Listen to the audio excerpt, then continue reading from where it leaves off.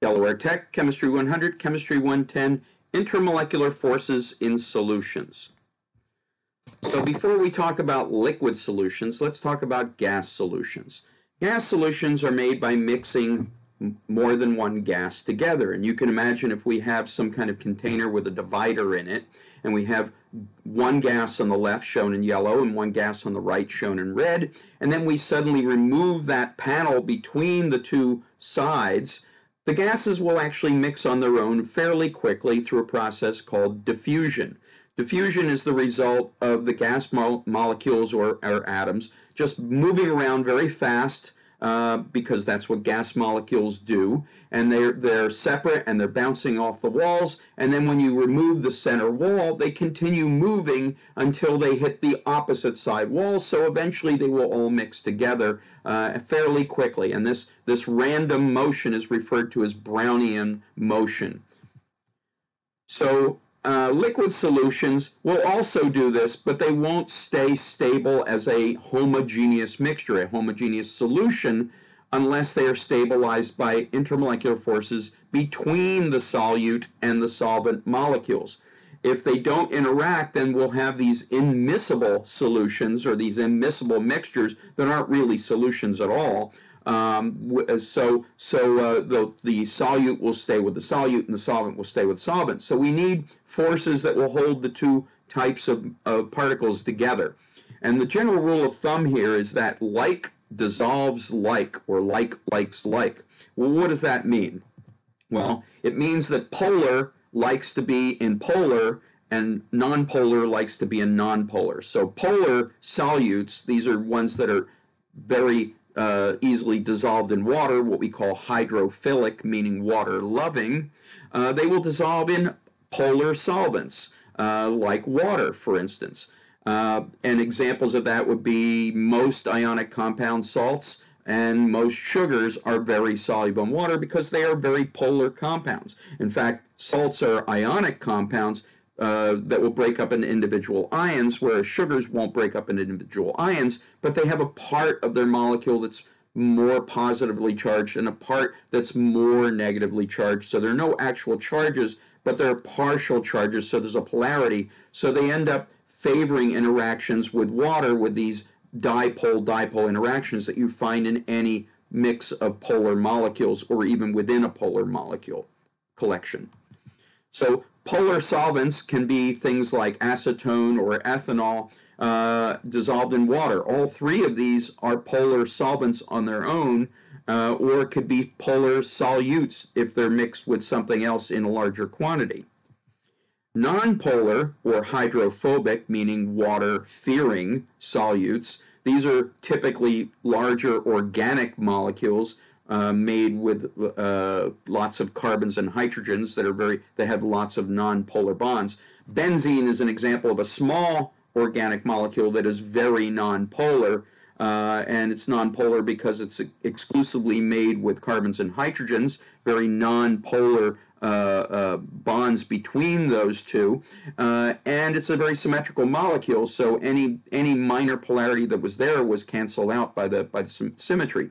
Whereas ethanol, also a small organic molecule, is quite polar because it has that alcohol group, that OH group, a hydroxy group on the second carbon, and since the molecule only has a couple carbons, that OH provides a lot of polarity for the molecule, so ethanol tends to be quite soluble in water and very hydrophilic or polar, whereas benzene tends to be very hydrophobic or nonpolar.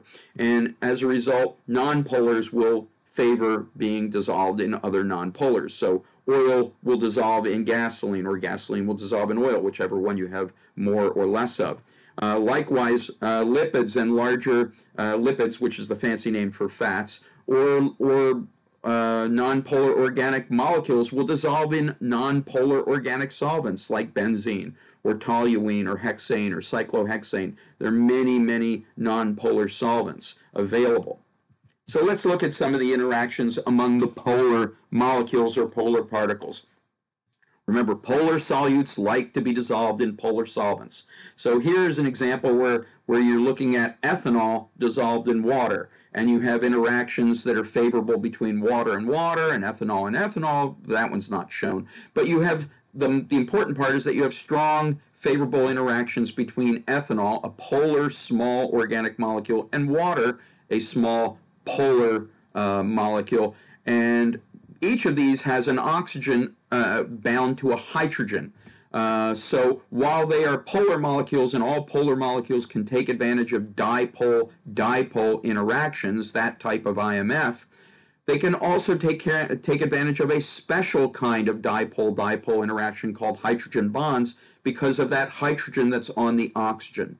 Only molecules that have hydrogens attached to an oxygen, a nitrogen, or a fluorine, an O, an N, or an F, can form hydrogen bonds. Hydrogen bonds are the strongest type of dipole-dipole interactions, so they're the strongest type of IMFs as well. And if you can form good hydrogen bonds between your solute and your solvent, you're going to get a good solubility between the two molecules.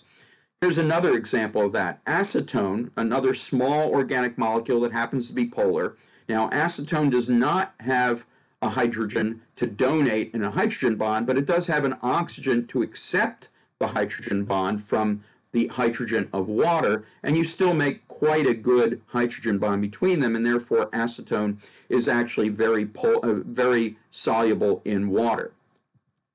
So here's an example of a salt crystal, in particular sodium chloride crystal, that's put in water, and over time water molecules will bounce up against the crystal and break the crystal apart, and you will end up with sodium ions, Na+, is surrounded with waters with the oxygens, the partial negative portion of the water, and you can see that with the delta minus sign shown towards the bottom of that particular part of the diagram. Let me circle that right here. You can see that says the delta minus. That means partial negative charge. There isn't a full charge on that. It's just a little bit of negative charge, and the hydrogens have a little bit of positive charge. So the oxygens with their little bit of negative charge will face towards the sodium ion in the middle and surround it in what we call a hydration sphere or solvation sphere. Solvation is the process of solvent molecules surrounding solute molecules and dissolving them, and when that solvent is water, we call solvation hydration.